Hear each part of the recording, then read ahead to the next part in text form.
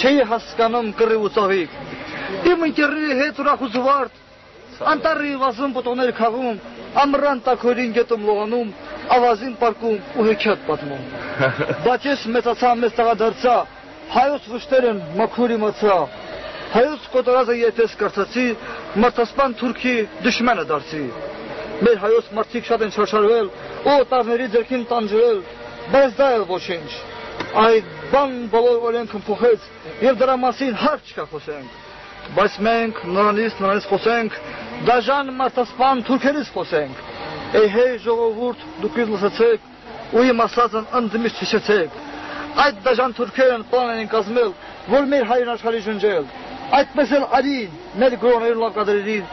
նրանք քշեցին մեր խոլոք մարդկանց ու մութ ձորերում անհայտ ջնջեցին։ Աշխարհն այդ ժամ ինչու էր քնած։ Ինչու էր քնած աշխարհն այդ ժամ։ Ինչու չօգնեցին մեր հային աշխարհ։ Անիծում եմ քեզ անիրավ աշխարհ։ Ինչու չօգնեցին իմ հային աշխարհ։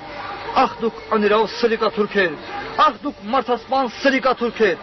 Ինչ են արել ձեզ երջանիկ հայեր, որ դուք ցանկացաք աշխարհի ջնջել։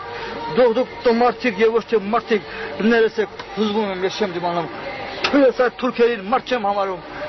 Լավ են հայերն, որ դիմացել են, ձեր հաճոցներն սրտում տարել են։ Էհե դուք թուրքեր, էհե դու աշխարհ, հիմա իմացեք հային ճանաչեք։ Հիմա Հայաստանը շատ մեծ է հզոր, մեր ասնխահայ հայերի ուժով։ Ով որ մեր հայի սահմանը խախտի, իմացեք ասում եմ գլուխ կջարդվի։ Հերիք է ինչքան հային ճշել եք, նրա արյունն ձրի խմել եք։ Հիմա գնացեք ձեր մոլին լսեք, հինը աշխարհն մարդկություն անսեք։ Բրավո։ Բրավո,